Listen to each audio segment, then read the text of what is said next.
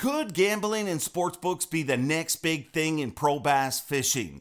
How forkin' good was the Lake Fork tournament, the third biggest bag in Bassmaster history?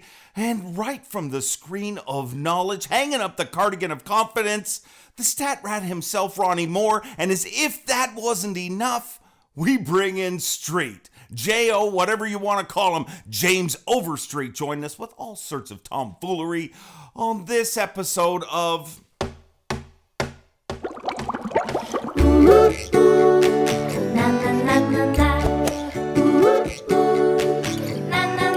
I'm Bob Cobb from the Bassmaster. Welcome to Mercer.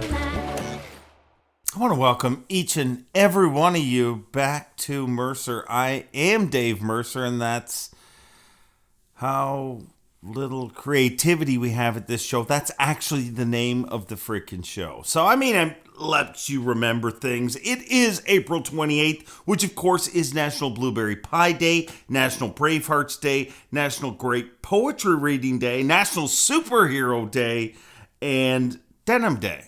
All great things. You celebrate whichever you want. But this past week, man, what a freaking week. Obviously two sports that I'm obsessed with. MMA, probably one of the craziest cards ever. If you didn't, every one of those fights was shocking. It was awesome. But more shocking than all of that, what a forkin' tournament we had on Lake Fork. Absolutely. No one has ever done that. No one has ever done that in the history of Dota. Well, maybe some have, but not very many. What Lee Livesey did on the final day of the tournament, the third biggest bag in Bassmaster history, that tournament was phenomenal. Never mind just the weights, everything, all that aside, but they were catching them on top waters. 9-pounders on top waters. It was literally, I've used the analogy a lot, it was like watching the freaking great whites attack little baby seals. Yeah, everyone's seen that video. Whoosh. That's what it was like watching Lee Livesey on Championship Sunday. 2 century belts achieved, an incredible tournament. A weird one for me because I was not there. The first one in over a decade to not be there. So I got a really good opportunity to cover it online and kind of just cover it like all you guys do. And I will say this, Bass does a freaking phenomenal job. I would get up in the morning and turn on live and literally cover the entire event until the end of the weigh-in and see everything. And it just blows me away at just how you forget when you work the events, you just forget how much coverage has come. Before I worked for Bass, just in the time I've worked for Bass, that was not an option. The closest thing, I remember when I started, I remember Ray Scott was super cool and when I first started and still is to this day. And obviously I have a lot of respect for the history of this sport, Bob Cobb, Ray Scott, all of that. But one of the things Ray said to me, he said, your gig as a announcer is more difficult than anybody that's done it. And I was like, how can you say that? You are the chicken that laid the egg. And he made a really good point. He said, because you're the first one that will have everything streamed. and that just shows how far things have come. I'm Keith Allen, who emceed before me, and Fish Fishburne, it was just little snippets. It was very rarely like go online and try find a full weigh-in. And now every moment of our weigh-in is streamed.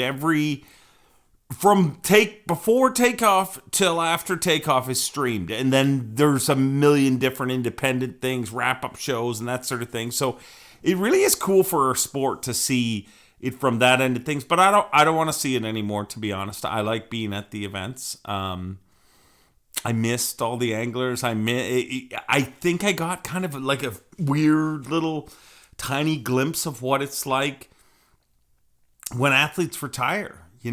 That feeling that I felt this weekend was like that. If you think of, pro hockey players or baseball players, they're part of something. They're on the inside. They can go backstage. And then all of a sudden, one day, they can't.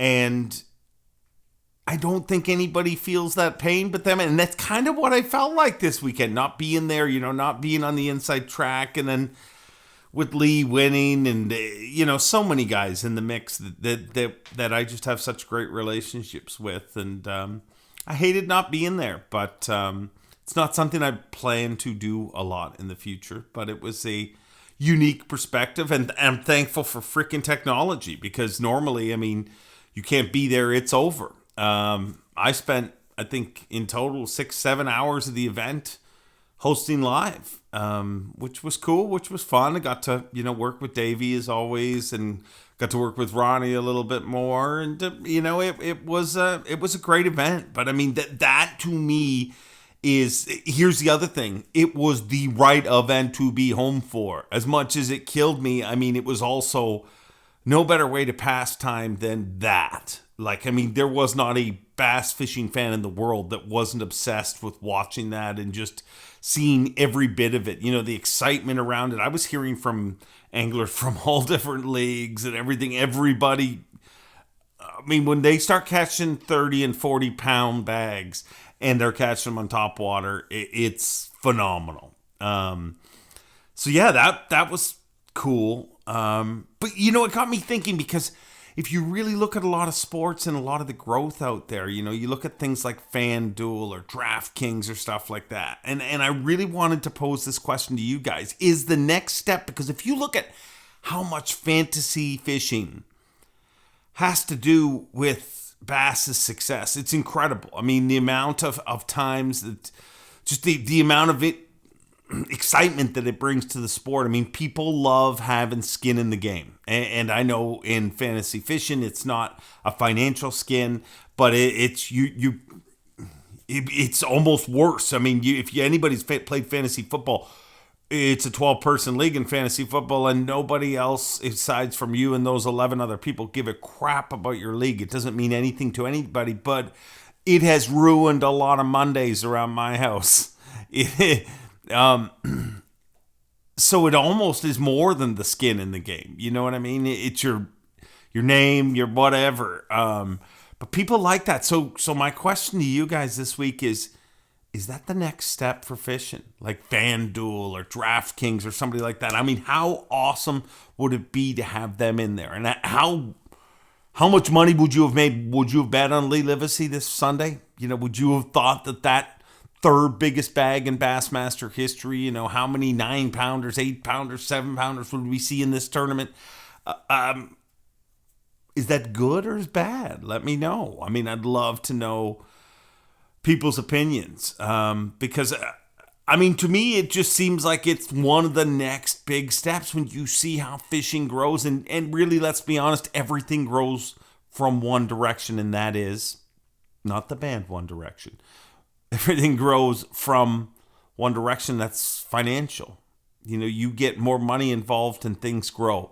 Anglers payback grow. Everything grows. And if you look at every single sport, as soon as a FanDuel, a DraftKings, somebody like that gets involved, all of a sudden, that sport starts skewing up because people have a vested interest in it. They want to learn more about the anglers. They want to learn more about the lakes. They want to learn more about, obviously in football, it's about players. It's about conditions. It's about everything. Well, it's the same in fishing. They want to learn more about the anglers. They want to learn more about the lakes. They want to learn more about the conditions, and they become more educated, more obsessed with it, more statistically based. And it seems to take the sport to a whole new realm. So my question to you guys this week, is that the next step, or is that the worst thing ever? And if you're from FanDuel or DraftKings or anything like that, you just go right ahead and sponsor this crappy podcast, because, that would make this a lot better too. But speaking of stats, I'm going to bring in our first guest this week, and he is the stat rat. You see him behind the screen of knowledge. This week he had the cardigan of confidence. And I bring into you with some stats. I don't need to tell you how great this event has been. The stat rat himself, Ronnie Moore. Ronnie, I mean, I've said it a million times. This past weekend was historic. I mean, I can continuously say that, but you are the stat guy. Make it rain some stats for me. How good was this weekend? Well, it truly was good, not only for Lake Fork standards, but for the Elite Series history, just Bassmaster history. It really was historic. But for 2021, St. John's really set the mark with 26 pounds, 7 ounces from Brian New. That final day bag for him, that comeback, that set the tone for the season in all honesty. And that was the biggest single day bag of the season. Well, it's no longer the biggest single day bag. It is now the 12th biggest bag because 11 anglers caught bigger bags than 26 pounds, 7 ounces at Fork, which is absurd. That's over a 5 pound average. That's honestly bigger than my personal best bag by far, and they just kept pouring them on at Fork. So 11 anglers broke 26.7. We had 74 bags over 20 pounds at Lake Fork over 4 days of competition, and that's what's incredible. 99 anglers on day one, 99 on day two, only 49, and then 10. So it's not like it's 100 for 4 straight days. We're losing anglers every day, and the 20-pound bags really didn't drop off percentage-wise. The top 10 all averaged over 20 pounds, which we take for granted on some of these big bass places. We're like, man, of course they should hit 80 pounds. But after 7 days of fishing, some of these areas have been beat down. Spawning fish have already pulled up, spawned, left, and another wave's coming in. A lot has changed. Weather changed. So the fact that 10th place at least hit 80 pounds and the top was as high as they were, that's incredible. And when it comes down to it, Bill Lowen, hey, kudos to him. It took him a long time to win an Elite Series title. We were all stoked for it. And he had the biggest 4-day wait for an Elite Series this year, 83.5 at Pickwick. That was the biggest wait. Well, 8 of our top 10 broke 83.5 at Fork. And obviously a lot of different factors can be had. Crazy weather at Pickwick, but Pickwick has them. And we can only compare what happens out on the water. So 8 anglers breaking that 83-pound mark was impressive. So a lot of records are going to be rewritten for this season from Fork. The top 4, and we want to compare it to the Falcons and the other Fork events, the Rayburns, things like that, the Okeechobees, a lot of those big bass lakes. You can't compare them to other lakes. So, Ronnie, don't do that. 2021 is totally different until we get to Fork. Well, I'm not going. I'll compare it to straight up, great comparison, 2019 at Fork when Brandon Cobb won with 114, about a week or so later than where we were at Fork this year. And it was very similar, so it lived up to the hype as well. Broke 97 pounds, whereas in 2019, only 2 anglers did that, and they both happened to break the century mark. We also had 2 break the century mark this year as well, but we had 2 other guys so close to breaking that. Yeah. Basically, half of a solid keeper away from doing so. The top 5 anglers all broke 90 pounds this year compared to 8 breaking 90. We had a really stacked 90 to 95 in 2019, but a lot of anglers broke 95 this year. And so it's pretty crazy when you compare that. And we're talking about big bass. We didn't get a double digit, and everybody's kind of disappointed. I wanted to see a 10-pounder get caught. But we had a 9.13, which was the big bass. Last fall, Seth Fighter caught a 9.9, which was the big bass. And we're always comparing it to Brandon Cobb's 11.1, which was just, it's normal for Fork, but it's also an anomaly for tournament fishing. So there were 11 bass from 8 to 9 pounds, and then there were an additional 4 more over 9 pounds. And we were blessed with 2 of those 9s coming on Fox Sports 1. It was truly incredible. Yeah, I mean, it was the greatest opening. But, I mean, I don't remember, honestly, in the time I've worked for Bass, if there was an event that captivated the entire bass fishing world. Like, if you are into bass fishing, you were watching it that day. And I am so nervous. I love when things happen that never happen. And so the Century Club is something that maybe happened last year. It happened 2 years in a row, but it's still something that's so coveted and cherished. Smallmouth, and we've been close before.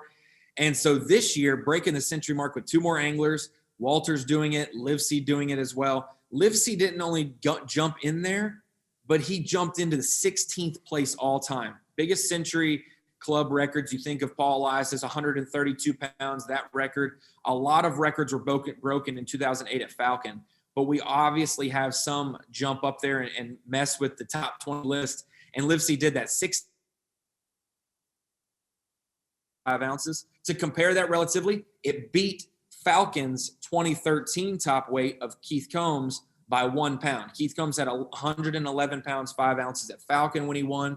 Fork produced 112.5 this year. Like I said, Livesey, the 16th largest Century Club weight. It only missed Cobb's weight at 2019 at Fork by 1 pound, 11 ounces, which is roughly the difference between those two anglers and their biggest bass of the week. Cobb had an 11.1. Livesey's biggest bass was only 9.2. So that difference and that gap between their largest fish of their 20 fish was really the difference in like having the same exact winning weight from 2019 to this year.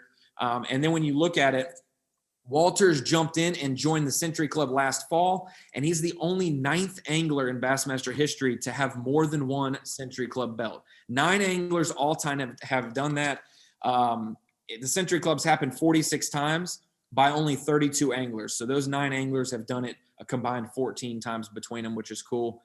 Mind-blowing, to be honest, that when we compare it to like Falcon in 08, that all 12 anglers at Falcon broke 100. We thought it was silly. Hey, Walters, you had 102 pounds and you caught 31 on the final day and no one cares. Just imagine being Rick Morrison Falcon in 2008 when he had 100 plus pounds and nobody cared about that either.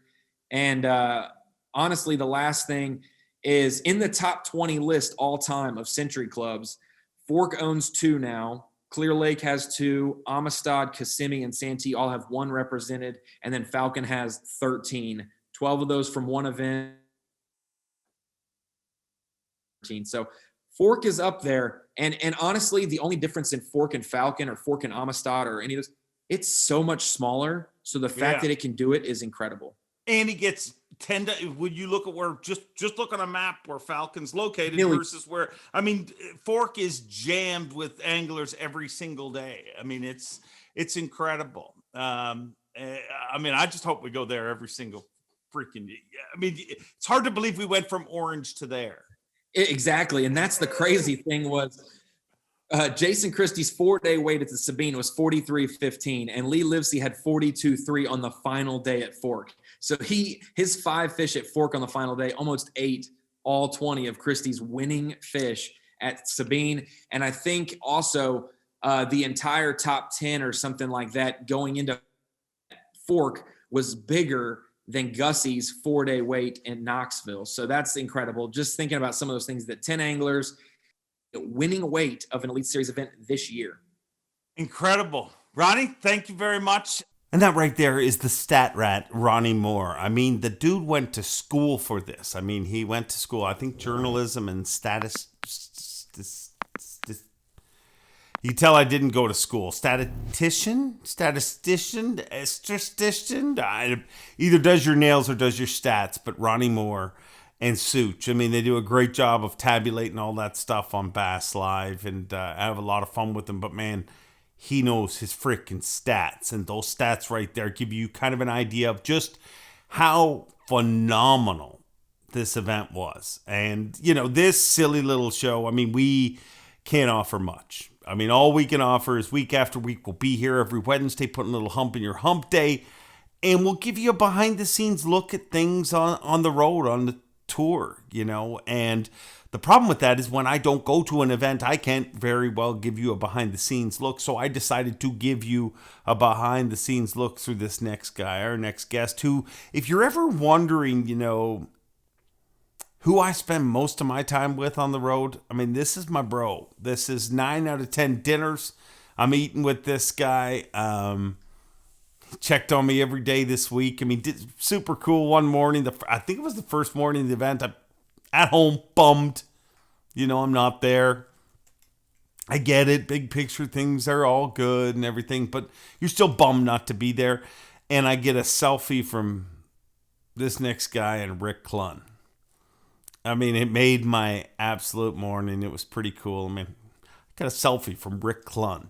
And I'm going to bring in our next guest. I mean, he is not only my road buddy, not only a guy that, you know, is one of my closest friends on this entire planet, but one of the most talented photographers in the world. Not just outdoors, but literally in the world, in my opinion. I mean, you can put his work up against anybody's, and I think we in the outdoor world, fishing world, are lucky that he loves what we do, and we're lucky to have him as part of the sport. And we're lucky to have him this week as part of the podcast.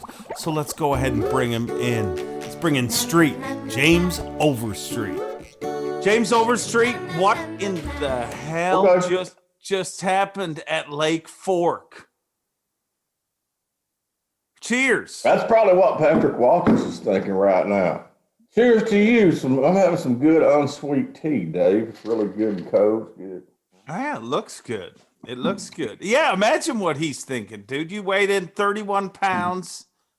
I know, right? Final day, got another century belt, and nobody's talking about you. He gets, man, I mean, I've always thought that, well, even less than that, I always thought that, oh, dude, as I'll see it in the results every now and then in some random tournament, usually down in Texas where they have all these big weights, and people weighing like 32 pounds and, you know, just like Patrick weighs 30 or whatever plus pounds and gets covered up. I mean, that's got to piss you off, right? I mean, does it make you mad? I want to know, does it make you mad that you, I mean, like what I got to do kind of, or is it like, hey, man, so I don't know. I wonder how I would think about that. I'd be pissed in a way, but I'd also have big kind of respect for the guy that whooped me with 30 pounds, right? I talked to him earlier today, and he kind of, I think he's there. He just kind of was like, man, he said he knew it was kind of happening. Like throughout he said that, you know, when he's catching them, and he said, I had like 7 boats watching me, and then Sago pulled up, and I'm thinking, yeah. And then he said, one by one, everybody just left. And then he said the real humiliating point was when the end of the day, I guess he went into the same area that Lee was fishing. And as Patrick's got 31 in the boat, and all he hears is all these people cheering Lee and saying, "You did it, man! You did it!" And when they pulled up to the dock, he said, I looked at Lee and I said, "You get him?" And Lee was like, "Yep." And he said, "You get 30?" He said, "Yep." 35? He said, "Up." And he said 40, and he couldn't believe it. But I think when you get beat like that, but I mean, you tell me, what was the vibe at that event like? Well, you were just talking about a little scenario. I happened to be up there when they all pulled in, because you know Lee's coming in with an over and Patrick's coming in with an over, and so I'm just down there doing my deal, you know, before the weigh-in starts, shooting some stuff in the boats with those guys. And when Patrick pulls up, you know, you see him look over at Lee, and that whole thing kind of goes down, and Patrick kind of goes, "Oh, wow, really?" You know, I mean, I think he knew Lee had him big, but I mean, I don't think you ever think 40 pounds big. You think 30 maybe, like on Fork or on these big bass lakes, but man, 40 just doesn't happen. You know, you're talking about the 3rd largest sack of fish ever weighed in the Bassmaster tournament. So that doesn't happen. And if that's what it takes to beat you, then I say you're still hard to beat. Patrick had a hell of a tournament. Were you at Falcon when Scroggins weighed the 44.4? Were you at that tournament? Yeah, I was at that one. But I feel like it probably didn't stick out as much because so many guys caught him that time around. Well, I think it stuck out it did. I remember it sticking out quite a bit because, you know, people were weighing in high 30s and even 40 pounds with 5. And from the first day on at that deal. But anytime, you know, like we were thinking maybe, you know, can you break Rojas's record here?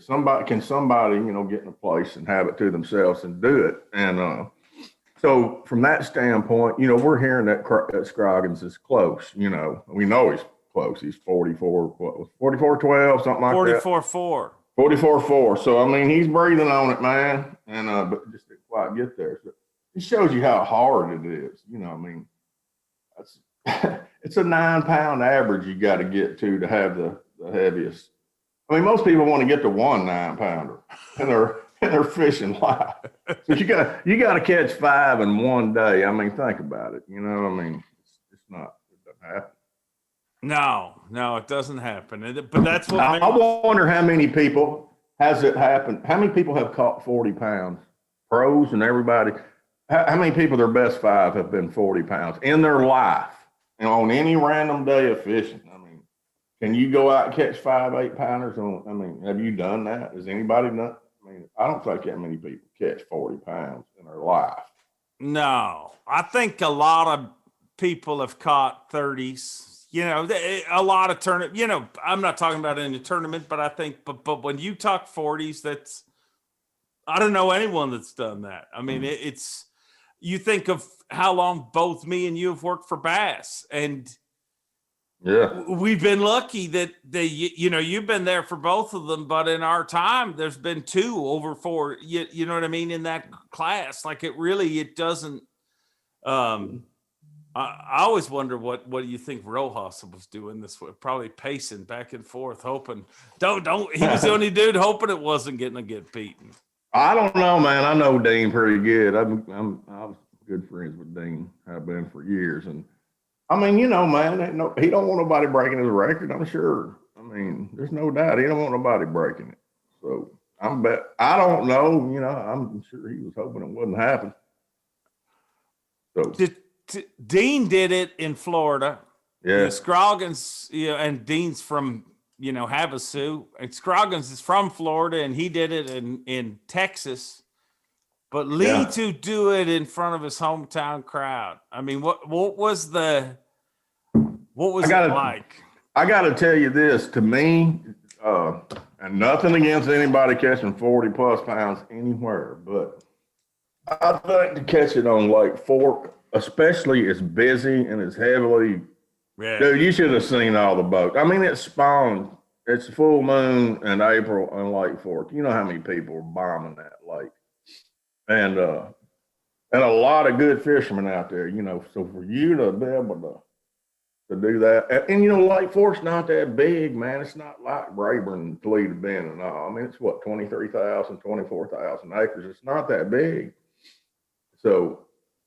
It's just hard to do, man. And it's that much more impressive that he did it on a lake. It's fished so hard and a smaller lake and gets a ton of pressure, you know. I mean, when you do it, we never been to Falcon with the elite.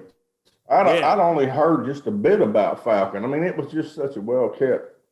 Nobody went down there hardly, you know, back in the 80s and 90s when I heard about it one time back in the late 90s, maybe that it was, you know, that it even was there. So I had a buddy that went down there and fished some kind of team tournament, came back talking about how he got all this tackle tore up down there in the damn trees. but that's all I knew about it. So when we went, it was just, you know, nobody really knew. And now I went down there and track fished, and I figured out pretty quick that place, it had them, man. It was crazy. Yeah, anyway, pretty impressive as heck, man. I mean, Lee to do that at home, especially after he missed a cut the last time we were there, that had to feel really good for him. So, and he's a good dude, and I'm proud to see him have that bit of redemption there. Yeah, no, it was, and just like that, I mean, he joins the Mount Rushmore of Lake Fork. You know what I mean? Like, really, you look at, I mean, my phone was blowing up throughout the day from Kelly Jordan, another guy who's on the Mount Rushmore of Lake Fork. You know, you think about it, him, the late Mark Pack, you know, but there's something about those dudes, like when you watch them compete, don't you think like Lake Fork almost, like I kept saying on live that, and I know that Ronnie and even Zona at times kind of scoffed at me where I was like, hey, he hasn't won it yet. You know what I mean? In the morning when they were like, oh, it's over. I'm like, he's one fish away from winning it. And Lee kept saying that too, because he fishes there. I mean, I don't think the 40 sack seemed as oddball to him that it seemed to everybody else. But that's kind of, when you think of Pack and you think of Kelly and you think of Lee, they all kind of got that, you know, and in some ways that might be bad for them. In some ways it's really good for them, you know, depending on the fishery. But I mean, I know how many times do you see Kelly Jordan, you know, weighs 29 pounds one day and will just not play small ball the next day. You know, he will just, and Lee's very much that way. Do you think it's that lake that makes him that way? I think they're just used to swinging big all the time. That's how they grew up fishing. That's how they fish every day. I mean, you know, Lee's still guiding a lot. And, you know, he's trying to put his clients on big, they want big fish, you know, and he's got to still finding big fish for clients. So he happened to find himself 5 really good ones there, Dave. But you know, I think their mentality's a little bit different. I mean, I've been asked a lot of times why Kelly Jordan's had the most big bass for, I guess still does in Bassmaster history. In every circuit. Yeah, every place he fishes. Yeah. He's the most big bass titles from Bass, from FLW, and now evidently from MLF. So every circuit, he is the big bass guy. Yeah, and you know, and you and I are both really good friends with KJ, and we've talked a lot, spent a lot of time together over the years. And I asked him, man, why do you think it? And he says, well, I'm not really, big fish don't intimidate me like they might some other people, because I've caught a lot of them, you know. Because, dude, you know how it is. You hang a really big one, man, and you hadn't had a lot of that happen to you. Like, it'll kind of freak you out, you know. I mean, I think you can do things and fight a fish away that you would never do, you know. Yeah. I mean, I've done it myself, man. I mean, I've sat down and all right, you got a big fish on the bed. I just think they're not scared to take those fish on, man. I mean, they're like, 10-pounder, I've done this before, and I've done it a lot. And most people just hadn't done it. It's an experience thing, I think, and that's just how they're wired, because they've caught so many big fish that they're like, that's why I'm here, is to catch big ones, and that's what I'm going to try to do. Yeah. Yeah. Well, and if you think, when you're saying that, I keep thinking about all the times I saw Lee, like, playing him at the side of the boat, you know what I mean? Talking about the parabolic rod and everything. And I'm just like, what are you doing? But it is almost like watching, you know, one of the northern guys play a smallmouth versus a guy from down. You're just used to it.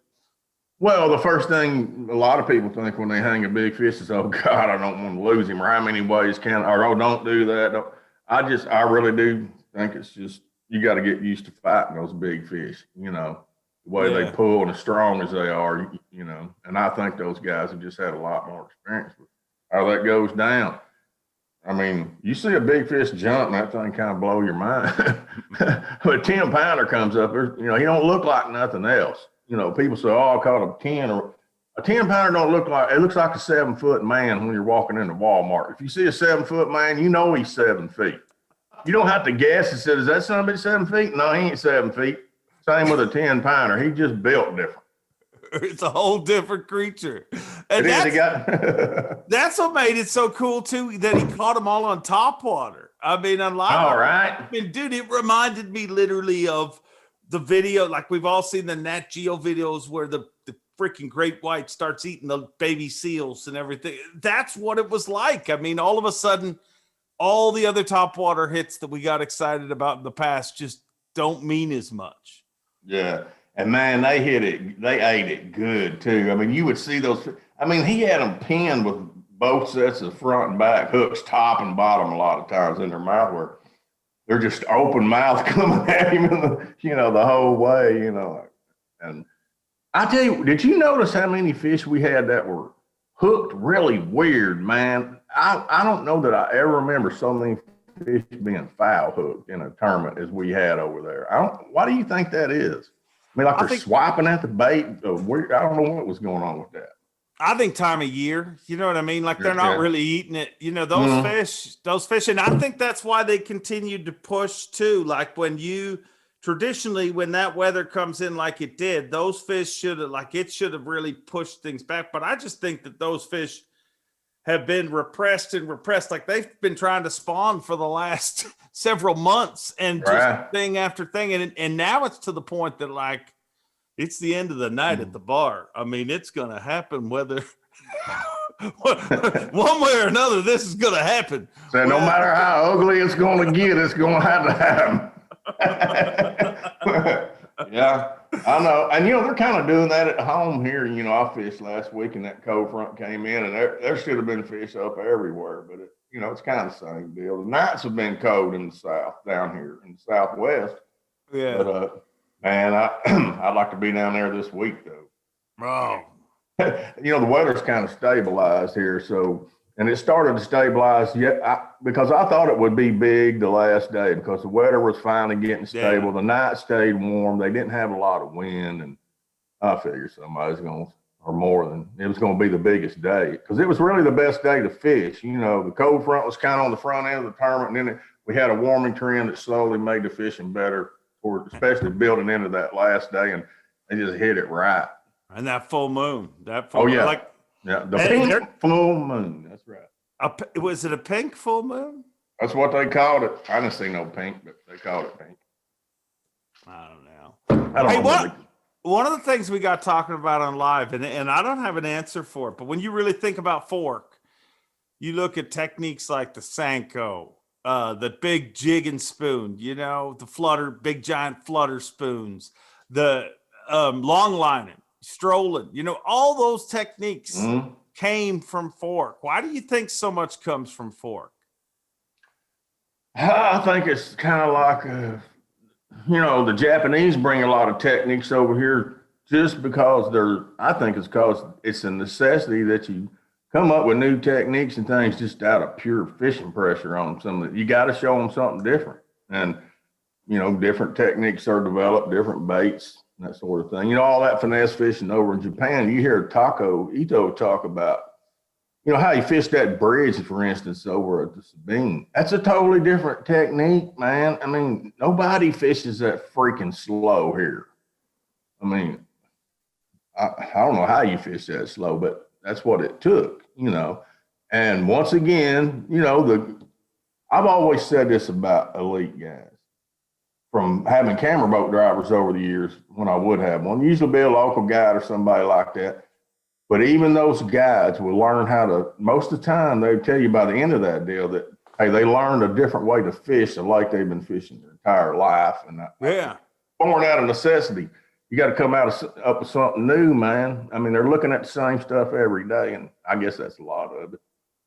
Yeah, no, I'd agree with you there. That's kind of what we came up with too. And you brought him up, so talk to me about Takumi Ito and how awesome he is. I mean, not even just on the water. Like, I don't even talk about his angling skills. As a person, the world needs more Takumi Itos. Oh, he's the best, man. He's just fun. I can't believe he's in his 30s. I don't know if I believe that or not. How can that kid be 30? I called him a kid, man. He looks like a little Japanese Justin Bieber. He's like a little kid, though.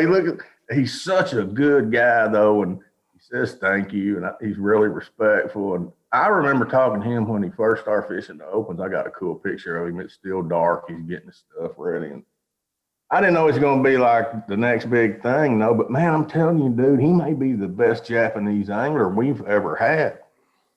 I mean, he catches them everywhere. I mean, he catches smallmouth, largemouth, big fish. I mean, whatever he's got to do, he's getting it done, So, he's finally getting used to catching big fish. He says he likes to catch 2-pounders because the big fish, they hurt him. They're too strong. I think it remains to say whether he's the best. I don't think because you got guys like Tak who won the classic. But what I will say is I think he may be the best communicator. Like, really, it blows me away because the first time I met him was at one of the meetings in Birmingham when he was joining the Elite Series, and he did 90% of his communication through his wife. He really was not good at English at that time, and now there's not a soul in the world that doesn't love watching him weigh in. No, and they love watching him fish. I mean, and all this crazy little noises he makes and all when he's fighting fish. He's kind of like, Stevie Wright does that. He's always doing all these goofy, grunting and groaning. And all day he does that for no reason. But anyway, I like him, but he does communicate great. I tell you something interesting. Even when he couldn't speak, his English is so much better now, but early on, they do the top lures gallery. Yeah. And so Craig Lamb, one of our senior writers, he's telling me that when he goes to Ito to get his, Ito has everything written down. And he said even though he may not speak great English, he said his writing is immaculate. I mean, he showed it to me, and how he's written. He's an interesting. I like having him around. I like having him here. I think he's going to teach us all a little bit of something, or he already has. Thank you. it's just really cool, man, too, to have somebody that's so respectful of the sport and the people that he fishes against and works around and that sort of thing. I mean, it's good attitude. I like it. Talk to me about Not that. grumpy like it. Well, one of the things that I think is coolest about the Elite Series, and I talk about it till, I mean, I've probably over talked about it, but is that feeling amongst the guys. Like there really is, like we've got an incredible brotherhood of anglers, and always have, but I just think because so many of them started at the same time, you know what I mean? And let's be honest, when a lot of them came together for the Elite Series, a lot of them were told by a lot of people that, that they weren't what they were going to try be. And I think that that's kind of bonded them all together. Do you feel that, or is that all stuff I'm making up?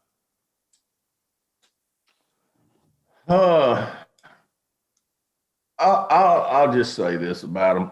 Number one, they're a lot better fishermen than I would have thought. I mean, these guys are good, dude. I mean, they're good. They're good. They're young and they're good. It's.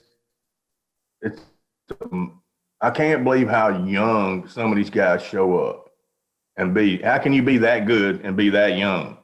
Yeah. But that just seems like that's how it's turned out. I guess it's college fishing. They come out of there with they got degrees in fishing, but they learn so much. I mean, they don't have big eyes. They're not intimidated for the most part by the whole thing. Every now and then you'll have a guy to be a little bit gun shy, but for the most part,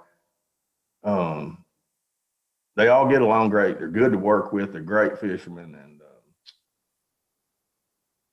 man, we got a good group of guys. They're just way better fishermen than most people would think. Yeah, they're very good. They're very good. You know what you're good at? You're good at pointing out some fools. So I'd like to finish our segment with, come on, fool. Give me your come on, fool. Tell me a come on, fool story to end this all. Like you deal with a lot of fools.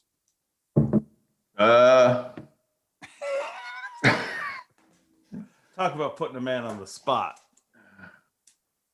Oh, I got a good one I can't say. Well, that's the very kind of... Oh, no, we're not going to say that one. I don't know, Dave, man. Come on, man. I mean, I just feel like, I don't know if I want to dirt nobody right now. I just don't feel, I'm in too good of a place to be. I don't know. All right. I would think the whole field would be like on Total Top 10 when they saw the leader, so they had 42 pounds. Oh, come on, man. That's what I'd say. Let's do that one, all right? I mean, come on, man. 42 pounds. I mean, come on. Come on. You weigh in 31 on the final day of a tournament and don't win. Yeah, I mean, you feel like who was the dude that did it? Come on, man, in the sleeveless T-shirt. Oh, Carter. What's his word? The football player, the receiver. Who? Chris Carter. Was that him? Yeah. He did the best come on, man, in the sleeveless T-shirt. You can YouTube it. Best one. Well, they're watching this. I mean, we don't want them to YouTube it. Well, I was hoping you were going to be as entertaining. I can. I mean, come on. James Overstreet, you're awesome. Your tea's almost done, which means our interview is done. Yeah, that's great, Dave. Thanks. Good to see you. I've talked to you and kept up with you, but I'm glad to see you. You look good. Yeah. Well. All right. Well, come on back to work because we got stuff to do, and I ain't got nobody to hang out with. Bowman. Yeah, I know how that is. Come on, man. I mean, come on. You missed some good food. More Texas dudes come over. We cooked every night down there. Yeah, I bet. Yeah, it was good. Had some fried some fish. Yeah, it was a good time. Well, crappie. We fried crappie, not bass, by the way. In case some of y'all people are concerned. All right. Well, your hair looks phenomenal, and I'll see you in a few days. I hope to see you soon. See you, brother. If I don't, I'm going to come up here and find you. All right, deal. Bye, bud.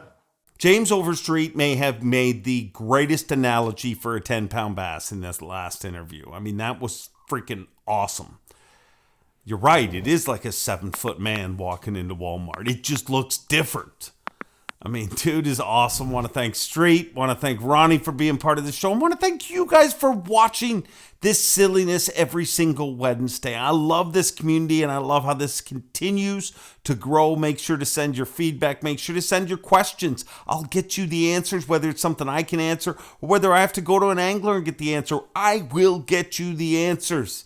Let's make this community something that we all love. And this is the part that I mean, it's a mediocre show with a mediocre host with some really good guests at times and mediocre technology. But I need to beg you for likes and love. So write reviews on iTunes, give us thumbs ups, share this and sub and all that stuff. So I keep wasting hours every week making free content for you on Wednesday. And I just realized when I rub my leg while I'm talking, it doesn't look like I'm rubbing my leg. I mean, that arm could be doing anything down there, and you never know. That's why you tune in here, because you never know. I mean, it normally sucks, but you just never know.